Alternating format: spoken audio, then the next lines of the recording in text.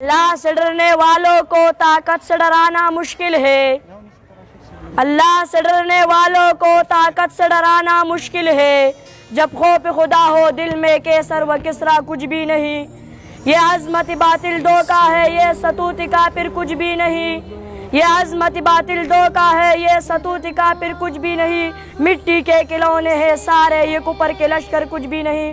محترم اساتذہ کرام، آنے والوں مہمانوں اور اس چمنستان کے چہکتے مہکتے جیسے پیارے بلبلوں اور بچوں، السلام علیکم۔ آج میری تقریر کا موضوع ہے مسلمان مغلوب کیوں۔ سامعین گرامی، ارشاد خداوندی ہے وَلَا تَهِنُوا، اور تم ہمت مت ہارو، یعنی کفار کی تعداد سے، مشرکین کی الغار سے، شیاطین کے خلفشار سے، منافقوں کی آزار سے، کیا تم قرآن نہیں پڑھتے؟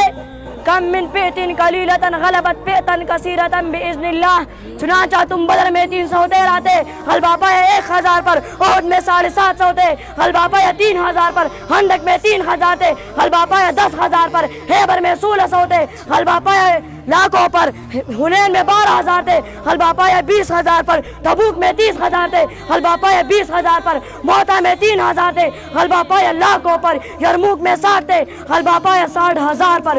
ولا تہنوا، اور تم ہمت مت ہارو، ولا تحزنوا، اور پریشان مت ہو، کفار کی تلواروں سے، تیروں سے، نیزوں سے، گوڑوں سے، راکٹوں سے، میزائلوں سے، بموں سے، لڑاکا طیاروں سے اور ڈرون حملوں سے۔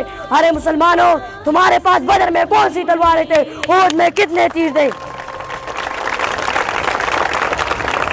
خیبر میں کتنے گھوڑے تھے؟ حنین میں کون سی کلاشن کوب تھے؟ تبوک میں کتنے بم اور لڑاکا تیار تھے؟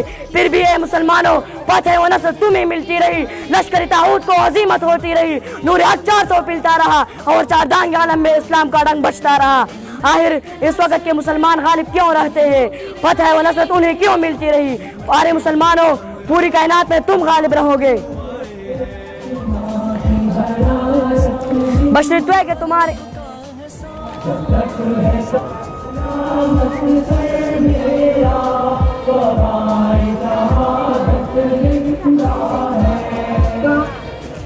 ارے مسلمانوں، پوری کائنات میں تم غالب رہو گے، بشرط ہے کہ تمہارے اندر ایمان ہو۔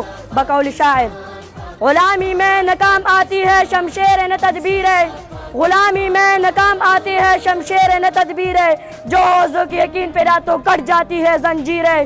کوئی اندازہ کر سکتا ہے اس کے زور بازو کا، کوئی اندازہ کر سکتا ہے اس کے زور بازو کا، نگاہ مرد مومن سے بدل جاتی ہے تقدیریں۔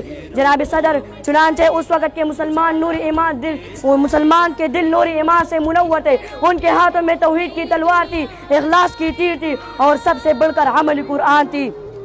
شیطانی ٹولی مخدوم ہوتے گئی، ایوان کیسر و کسرا پر لڑاجی تاری ہوتی گئی۔ میں اپنے تقریر کا اختتام اس شعر پر کرنا چاہتا ہوں۔ لوی خدای استا عظمت میں سلام دے، لوی خدای استا عظمت میں سلام دے، خدا وڑو وڑو خدایان منلے نشم، تاتریخ پلا کا بپا ککڑ خالقا، تاتریخ پلا کا بپا ککڑ خالقا، خود پخپل کور کی بوتان منلے نشم۔ والسلام۔